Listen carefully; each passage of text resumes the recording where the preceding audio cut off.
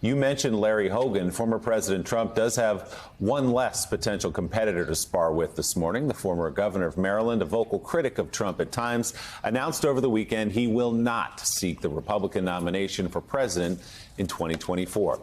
And former Governor Hogan joins us now. Governor Hogan, thanks for being here. There were a lot of Republicans who were hopeful that you would get into the race, that you represented the style of republicanism and conservatism that they used to know and hope would come back someday. So how did you make the decision not to get in? Well, it was a difficult decision. I put a lot of thought into it, but part of it was what you were just discussing there a moment ago. I've been saying for years that successful politics is about addition and multiplication, not subtraction and division. And the party's been doing an awful lot of subtracting and dividing. And I've been just the opposite in my approach. I was elected and reelected in the bluest state in America by winning nearly all the Republicans and all the independents and a big chunk of Democrats by focusing on things that people cared about and focusing on competency and common sense. And that's what's missing in politics today. But there's the party has, sort of gone off the rails and in a different direction. And I was a crowded field, and I did not want to just be part of a multi-car pileup trying to reach those, what I call the Republican wing of the Republican Party.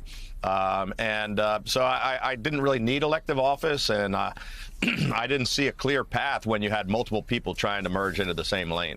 You've said in the past, Governor, that you do still believe that the party is redeemable, that it can return to Reaganism or the era of perhaps George H.W. Bush in small government conservatism and everything else that comes with that. How do you see that? If you look at CPAC, if you look at the way that other people like Ron DeSantis, who may get into the race, how they've been talking about culture wars and everything else, how do you see this party returning to what you believe it still can be? Well, I'm hopeful and optimistic that we can, although I'm not sure how fast it's going to happen. I'm going to continue to try to fight in that direction because I think it's important for the party and for the country for us to have a competitive two-party system that debates issues. A CPAC, as you were pointing out, it was half empty. Most of the serious potential candidates did not attend. And, people are focused on other things, but there's no question that Trump and Trumpism is a huge chunk of the Republican Party. But we're a long ways off. We're having kind of a battle for the heart and soul of the party, and the first primaries are more than a year away. And so we'll see. It's going to be a long fight, and I'm going to continue to be a voice and continue to be involved in any way I can to help get us back on track. So, Governor Hogan, you have said that you're optimistic about the future of the Republican Party, though certainly worried about its present. But speaking of an election just a year or so away, you're not going to be part of the field. But as you survey it, is there a candidate or two who represents what you think the Republican Party would be? Is there someone there who is declared or not just yet, but expected to jump in, who you would feel like could take the party where you think its future should be? Well, I think we have a number of talented people in the party. Right now, we have hardly anybody in the race, and we're not sure who's going to end up actually running. But I believe that we have a lot of talent. I think some of them are governors and former governors who actually have some leadership experience in running an executive branch. But I think it's far too early. If you look back in past elections, like, say, in 2015, Donald Trump was at less than 1%, and Jeb Bush was the leader. And, we were talking about Scott Walker and Rick Perry and, Tim Pawlenty, all these guys a year out that we thought were going to be the only ones we're going to hear from. Other people popped up, and I'm hopeful that some of the folks are going to. That's why we have these primaries. There's no coronation, and everybody's got to get out there and leave it all on the field and let people know what they're about. But I think there's a whole host of potential people that could do a great job representing us.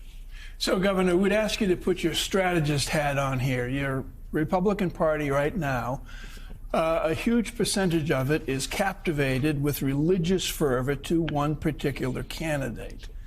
And when it comes to candidates, you have probably a majority of mentioned candidates thus far who are captured by the fear of attacking that particular candidate.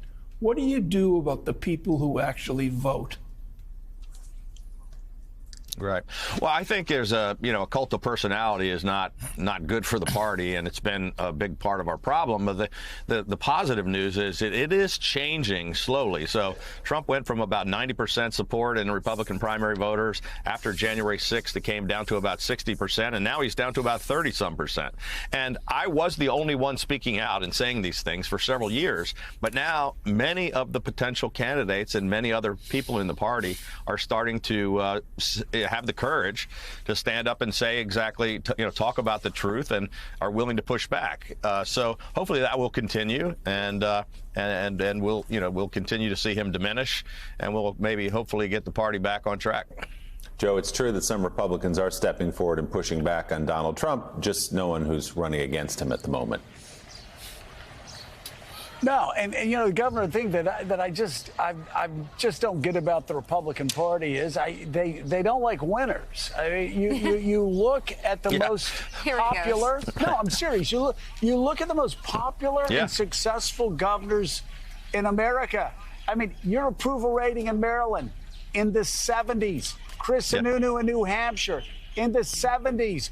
Charlie Baker had approval rating in the 70s, and the yahoos in that party ran him out of politics. You got a Vermont governor that's got approval rating in the 80s. There is a way, Phil Scott, there is a way forward for Republicans.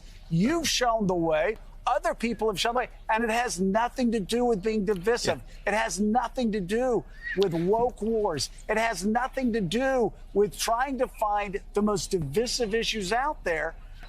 Talk about that, and talk about how crazy it is that you've got all these Republican governors with approval ratings in the 70s and 80s, and nobody nationally is interested.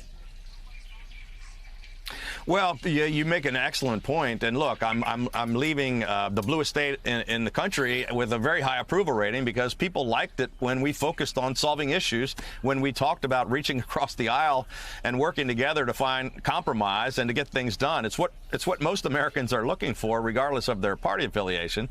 Unfortunately, Donald Trump said we're going to be winning so much, we're going to get tired of winning.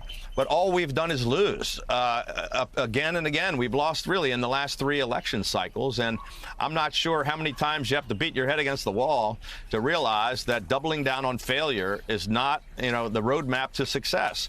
And this is something that I've been focused on for years. It's what I talked about right after the 2020 election at the Reagan Institute. It's what I keep saying every time I'm talking with leaders in the party. We've got to have a hopeful, positive message that appeals to a broader audience, or else we don't get to govern. And then, the Democrats are going to be in control of everything. And so I think they're so focused on playing to the base that they're hurting themselves in a general election. Yeah, and Governor, absolutely. Again, like you said, you've shown the way in the bluest state in America for a Republican to win. We talked about up and down the eastern seaboard, Republicans doing extraordinarily well. That begs a much larger question, and that is the question of whether an independent candidate not tied to the Republican base or the Democratic base, whether at some point soon in America an independent candidate could get elected president of the United States. Well, it's an interesting question. I mean, obviously, it's not really happened, before, but we're at a unique point in time where people are leaving both the Republican and Democratic Party and becoming independent, and in record numbers in nearly every state. And I think, you see about 70% of what I call the exhausted majority that are sort of fed up with politics and both parties, and they really hate the divisive, angry rhetoric and the toxic politics and the fact that nothing gets done. So it's certainly, I don't see it at this point in time, but it's not completely outside of the realm of possibility. Former Governor Larry Hogan of Maryland, thank you very much for being on the show this morning. Thank you, Governor.